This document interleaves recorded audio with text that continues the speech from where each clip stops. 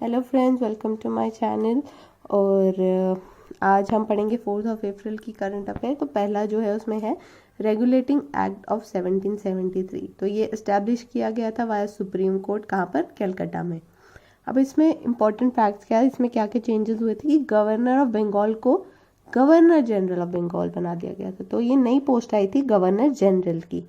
और साथ में बोला गया था कि जो ईस्ट इंडिया कंपनी के सर्वेंट्स हैं वो अब इंडिया के प्राइवेट ट्रेड में इंटरफेयर नहीं करेंगे, ना ही वो ब्राइब्स लेंगे और गिफ्ट लेंगे नेटिव से। ठीक है। नेक्स्ट है तुलबुल नेविगेशन प्रोजेक्ट। तो अब कोई पूछेगा तुलबुल नेविगेशन प्रोजेक्ट किस कंट्रीज के बीच में? तो इंडिया और पाकिस्तान के बीच में। इंडस वैली सिविलाइजेशन के टाइम पर कौन से टाइप की पोट्री थी? तो वो थी रेड एंड ब्लैक वेयर। ठीक है, मतलब रेड होता था, उसके ऊपर ब्लैक कलर का वर्क होता था, या फिर रेड एंड ब्लैक भी बोल सकते हैं, रेड ऑन ब्लैक भी बोल सकते हैं।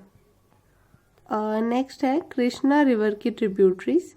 तो आज हम पढ़ेंगे कृष्णा रिवर की ट्रिब्यूटरीज। तो कृष्णा रिवर की लेफ्ट बैंक और राइट बैंक। लेफ्ट बैंक में आती है भीमा, डिंडी, मूसी, पलेरू, मुनेरू और पेदुकिया, पेदवागी। तो मैंने कैसे याद रखा है कि भीम, आपको पता है महाभारत में थे, कृष्ण भगवान भी थे।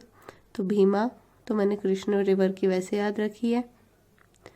बाकी डिंडी, मूसी, पलेरू, मुनेरू, पुदायु। ठीक है। अब इसकी राइट बैंक में और याद रखना है मैंने दो चीज़, एक भीमा और एक प्रभा, ये दोनों कृष्ण से रिलेटेड है। ठीक है। तो राइट में है माल प्रभा, घाट प्रभा, माल प्रभा 2 बार लिखती है। ठीक है। फिर पंचगंगा और गंगा भी, पंचगंगा, वेन गंगा, तुंगभद्रा, वीना। तो ये थी कृष्णा रिवर की। तो आपने मुझे कमेंट में बताना है कि हेमावती किसकी ट्रिब्यूटरी है। ठीक है। नेक्स्ट हम चलते हैं सॉइल्स ऑफ इंडिया में। ठीक है। हमारे इंडिया में 6 टाइप ऑफ सॉइल्स होती है, तो आज हम उनके बारे में पढ़ेंगे। सबसे पहली है फॉरेस्ट एंड माउंटेनियस सॉइल। तो फॉरेस्ट और माउंटेनियस सॉइल हमें कहाँ मिलती है? तो वो हमें मिलती है JNK, लद्दाख, उत्तराखंड, अरुणाचल और सिक्किम। तो देखिए ऊपर वाली बेल्ट चल रही है बिल्कुल सीधी सीधी, सबसे JNK, आगे लद्दाख, फिर उत्तराखंड, बीच में सिक्किम और फिर अरुणाचल प्रदेश। तो ऊपर वाली बेल्ट में। नेक्स्ट आता है एल्यूवियल सॉइल। ये सबसे फर्टाइल सॉइल होती है। ये कहाँ मिलेगी आपको? गंगा वाले रीजन में, गैंजेटिक प्लेन्स में मिलेगी।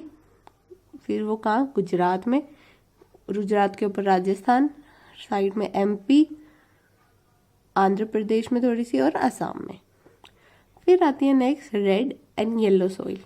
रेड एंड येलो सॉइल जो आपको मिलेगी MP में थोड़ी सी, ओडिशा, छत्तीसगढ़।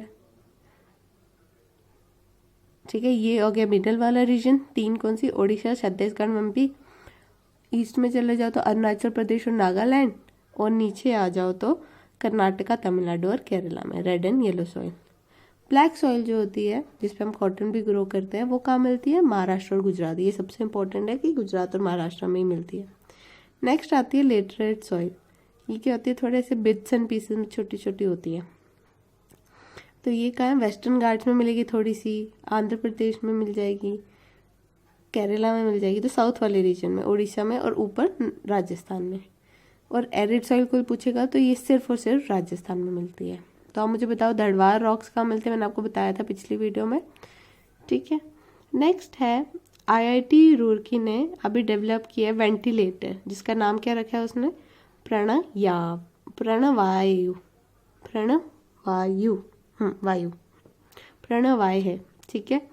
तो ये किसने डेवलप किया? IIT रुड़की ने। ये क्या है? प्राणा, कोई पूछेगा प्राणवायु क्या है? तो वो वेंटिलेटर है।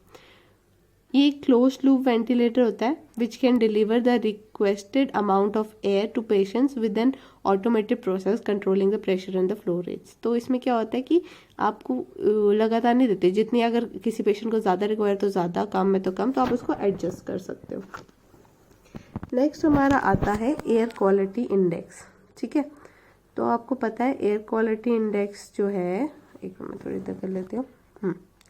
Air quality index, air quality index किसने डेवलप किया था? By environment ministry. कब किया गया था? 2015 में।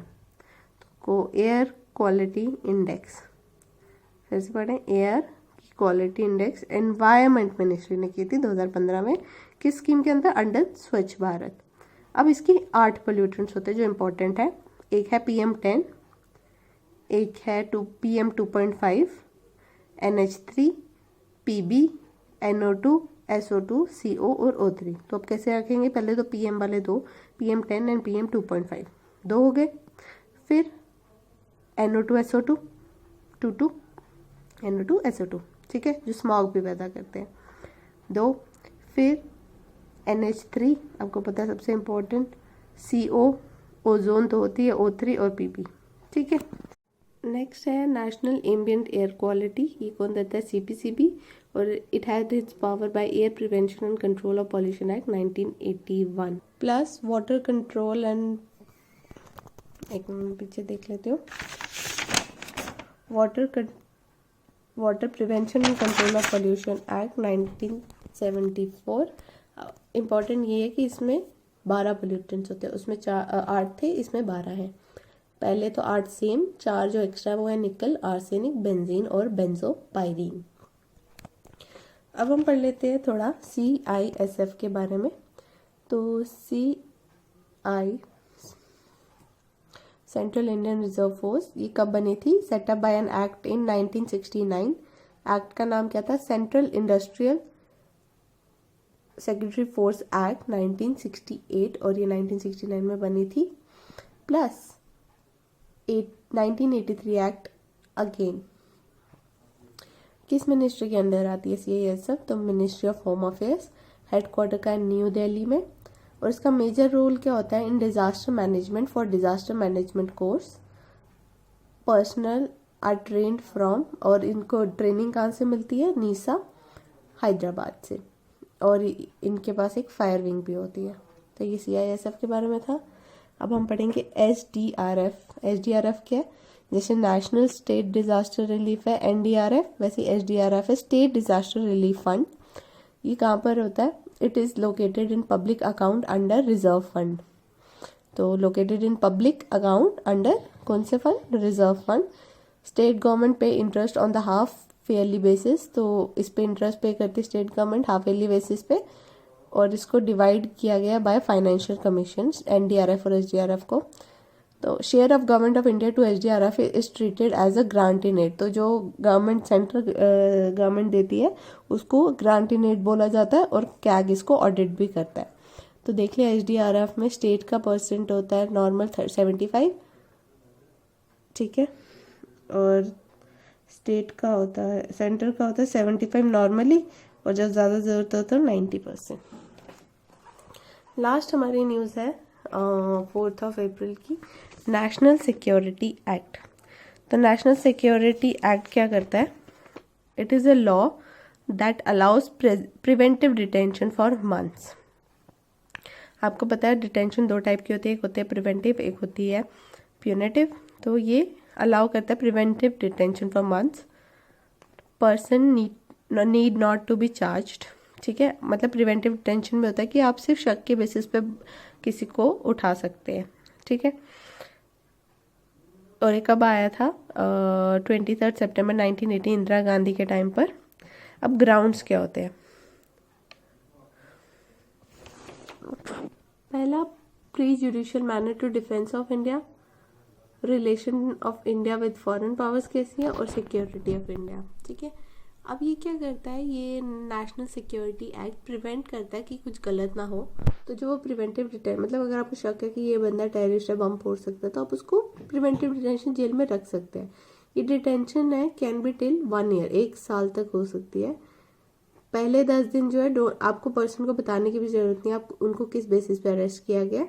जो पर्सन अरेस्टेड है वो अपील कर सकते हैं हाई कोर्ट एडवाइजरी बोर्ड के आगे, बट उनको कोई लॉयर अलॉट नहीं होता ड्यूरिंग द ट्रायल, ठीक है। तो ये था आपका 4 अप्रैल की करंट अफेयर। तो नेक्स्ट हम दूसरी वीडियो में बनाएंगे 5th की। अगर आपको मेरी वीडियो पसंद हो तो उसे लाइक करें और मेरे चैनल को सब्सक्राइब करें। Thank you.